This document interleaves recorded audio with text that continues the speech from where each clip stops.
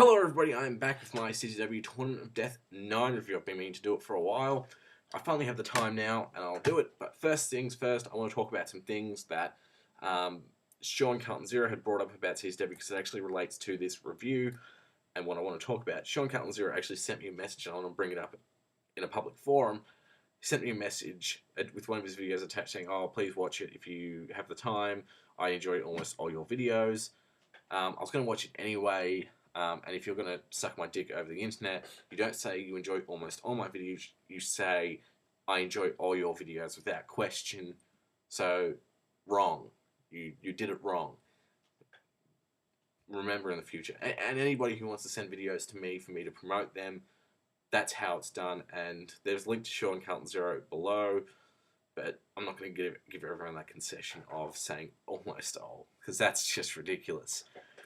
Anyway, he basically said it was CZW had become, since DJ Hyde took over, a bit more bland and beige a product. While I agree with that, I do feel it has made improvements. While it is more bland and beige and stuff, I do feel the booking overall is better. I do feel the use of talent is better. I feel, it may only seem like a small thing, but actually commentary seems a lot better than it was previously. And how it relates to this tournament is, instead of doing what every year seemed to be doing before this tournament, every year it seemed that they were just trying to take the tournament to new levels of craziness by putting more people in and putting more crazy matches in and all that kind of stuff. This was simple. This was just an 8-man elimination tournament. But where it actually succeeded, where previous Tournament of Deaths failed, is it had a much stronger narrative come through from just the opening round itself, because you had basically two stables going at it, which were Cult Fiction and Suicide Kings, basically trying to win the tournament. And another way it improved by only having an 8-man elimination tournament is the talent actually had much more opportunity to show what they've got, and the matches actually went for longer and developed much better. One of the things I felt with past Tournament of Deaths were the matches were too short. They'd only be like 5 or 10 minutes, and they just try to fill it with as much or as many crazy spots as they could. This one, it does feel they actually have time, so the matches do develop much more organically, I guess, if that makes any sense. Still, to someone who might watch only Big Japan wrestling, deathmatch wrestling, it might seem still a bit spotty or backwards. I did still feel it was like that, but I do feel it has improved. Anyway, I'll start talking about the matches. And I don't really have much time to talk about the matches because I want to keep the video below 15 minutes and there's 9 matches to talk about. I better just start going now. Anyway, we had Havoc's Happyland death match between JC Bailey and Danny Havoc. This match, they had 2 hybrid wrestlers. I still don't know what hybrid wrestlers are. I guess it's guys who can do all styles, but really what they excel at is deathmatch wrestling, I think. Anyway, I found this match to be actually quite entertaining. I did feel it was a bit spotty, but it was a good opening match to the tournament because it was very fast-paced and exciting. One thing I really didn't like, and I'm actually beginning to hate this, is unnecessary head trauma, where you could hit someone in the chest or back with a bunch of light tubes. Guys aren't doing, and it's not just in this match, but this match I really noticed it because of knowing how JC Bailey ended up dying, or head drops. It is beginning to seem like it's happening in excess, and we don't need it because we don't need to see more wrestlers die. I'm really beginning to hate unnecessary head drops or shots to the head. I'm hating it as much as ROH Styles hates Jews. I really shouldn't have brought that up. But overall, I did feel the match was quite good. So 3 stars for that. Then we hit the next match. We had a Weapons of Mass Destruction. I don't know what that even means. Maybe it's just another fans bring the weapons match between Nick Gage, the most over guy, arguably, in CZW, and Abdullah Kobayashi, who is pretty much an icon of deathmatch wrestling in Japan. Oh, maybe not in Japan. Well, amongst internet fans, or nearly all deathmatch fans are internet fans. And so he came out, and he obviously had a fan base, but a lot of people didn't know who he was. He was just some fat Japanese guy, so they were just booing him and stuff. But as soon as he said, "You cocksucker," to Nick Gage and didn't show any signs of intimidation to him, because usually when you've got guys in the ring with Nick Gage, they always seem a little bit intimidated. Abdullah Kobayashi didn't, and he actually intimidated Nick Gage himself by buying through a light tube. I thought that was amazing to see, because it got all of a sudden the crowd went, okay, this is going to be some heavy shit, and it was a very, very good death match in regards to it was very violent. One thing that did seem out of place was Abdullah Kobashi's offense, with his punches and jabs and things. Not that he was doing it like a boxer, and his chops to the neck. It works in Japan, but it didn't really transfer well here in CZW. Having said that, he was really over by the end of the match, because he took 2 Kenzans in his skull. As he had in Japan, he'd taken 1. This time they did 2. Really fucking insane. Crowd popped huge for it. The crowd was popping for just about everything they did, because they were just going nuts. And the match itself didn't feel spotty like other matches in the tournament do. It felt like they were. It did feel. It was. I'm not going to say it had more psychology, but it had a much better flow to it than other matches had. And I loved this match. I loved it as much as ROH Styles loves cake. So 4 stars for that. Actually, no, you'd probably give it 4 3/4. I shouldn't have said that either.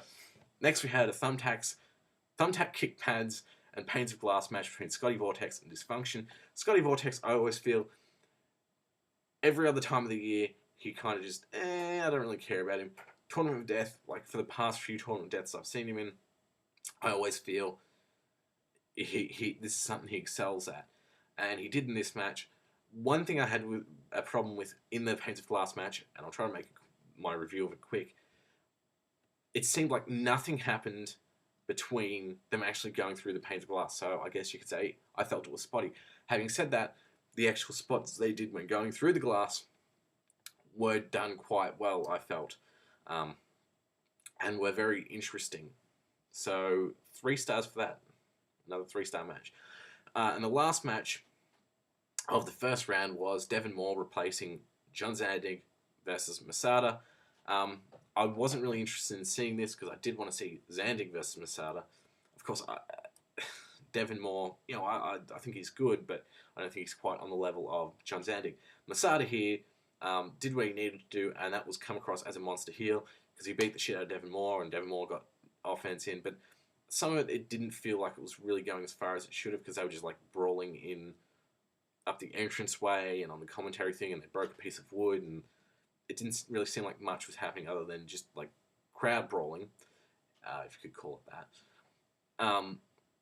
And then when it finally got in the ring, it was almost over, and the finish seemed a bit flat. I did feel it was one of the, you'd think that putting Devon and Masada together would actually create a good match, but it didn't really do that. And I'd only give it 2 1/4 stars, because it just didn't feel there to me. Next match was another Fans Bring the Weapons match between Sami Callihan and Joe Gacy versus DJ Hyde and Greg Excellent. This match was another match where they brawled in the field, because the show was held in the field. Well, DJ Hyde's parents' backyard. They brawled in the field, Irish whip into like fences, hitting each other with sticks. It all seemed a bit boring. When they got into the ring, that's where I felt the match worked, because they did the right thing by just, they'd have 2 guys wrestle, one guy would get knocked out of the ring, another guy would come in, action would continue, the one who knocked the other guy out of the ring previously will get knocked out of the ring. So it kept the action continuous, and everyone looked good. 2 3/4 stars, the main flaw with it taking too long to get in the ring. Once it was in the ring, I felt it was really well done. Some really intense spots, onto guardrails and such. And I'll say right now, I'm trying not to give away too many spots, because I want people to be, if they haven't watched it, to be a bit surprised when they see it. Because if I tell you what the spots are, you'll know what's coming, and it doesn't affect it as much as I've noticed when I've read about shows. I've read about the certain spots, and then when I see them, they don't have that much of an effect on me, because I knew they were coming. Next match was the first semi-final match between JC Bailey and Abdullah Bashi in a 3 out of 5 log cabin light tubes matches. While I felt this match was quite good, quite well put together match, quite crazy in the ring, and I guess that's what CZW goes for, that's craziness. I always feel when they do log tube light cabin log tube. Lighttube log cabin match is like best 2 out of 3 or best 3 out of 5 or best fucking 4 out of 7, whatever. I always feel like it's always anticlimactic, and that's the main flaw of this match. And, you don't have one wrestler getting pinned or submitting, so it doesn't really have the same kind of effect. Having said that, they did some really cool stuff with Lighttube log cabins. And I will give away one spot, because I just felt it's worth mentioning, where one wrestler put another wrestler into a big tube made of light tubes sticky taped together and started hitting him. Really came across well on camera, and the crowd went nuts for it. Looked really good. Was actually probably pretty safe, except for the whole inhaling the light tube gas, cancer, lungs, all that kind of stuff. Good match. Next match, 3.5 stars for that. Next match was Boards of Death, Masada versus Scotty Vortex. I honestly didn't remember seeing too many boards, except maybe like a barbed wire board. One thing that really sticks out to this match was Masada just destroying Scotty Vortex, doing scoop slams onto cinder blocks, really fucking beating the shit out of him to the point where I'm like, Scotty Vortex has no way of winning this match. He's too small. He's been fucking destroyed the whole match through. Masada is just a beast. He can't fucking lose. Scotty Vortex won. The first time I saw this match, I felt that was a little unbelievable. The second time I watched it, I guess maybe it's because I already seen the match. I knew Scotty Vortex was going to win, but I didn't exactly feel it was so unbelievable the second time around, because I was paying more attention to it. And, Scotty Vortex would every now and then, while he was getting the shit beaten out of him, every now and then he'd hit a big spot. It was just Masada was fresher, and he'd get up and continue beating down Scotty Vortex. And Scotty Vortex was fucked by the end of the match. And that kind of led into the main event itself. Next match, fucking screen, stay lit up, so I'm lit up. A Taipei death match between Brain Damage and Drake Younger. At one point, the commentary has been good throughout the whole show up until this point. One of the commentators said, and I hate it when they just admit to their own ignorance, I've never seen a Taipei death match before. Okay, whatever. I'm just going to let that go for now. I don't have the time to talk about it. The match itself, they didn't really do much punching in the heads of each other, but these two guys are guys who are probably good strikers in CZW. Brain Damage has actually lost a bit of weight and does look dangerous again. Drake Younger, really over. But he's the champion, and he ended up losing this match. Brain Damage looked really good in the match because he beat a champion, and Drake Younger got his head punched in. There was one really disgusting moment where Brain Damage was standing on Drake Younger's head saying, "Spurt, motherfucker, spurt," and blood was spurting out of Drake Younger's head. That was really fun. But yeah, this was a really intense match. Liked it quite a bit. 3.25 stars for that. Oh, Masada versus Scotty Vortex was 3.5 stars like the other semi-final match. Now we're on to the main event, which was the tables, ladders, and light tubes. This match I felt would have been better in the semi-finals, and the main event being Masada versus Scotty Vortex, because the match itself, I did feel, while it was good, and the commentary team were trying to play up a certain psychology to it, like JC Bailey's going for the vulnerable bits of Scotty Vortex, his back, his ankle, whatever. It just seemed very bland compared to both the semi-final matches themselves and Masada versus Scotty Vortex. And I'm running out of time, but that's really the best way I can surmise this match. It didn't really have the impact on me as it should have. It didn't really feel as epic as previous matches. It did go for a good amount of time, I felt, though. I did feel it was a good match. It just wasn't the main event match quality. 3 stars for that. Overall for the show, I'll give it, thinking about it, I'll give it an 8, because there was nothing that was really bad on this show, unless, of course, you're not a deathmatch fan, you're like Ichiban Pro Wrestling, just criticize the shit out of everything because he's a cunt. Anyway, yeah, so 8 out of 10 for this best deathmatch tournament I feel that had been done in quite a while.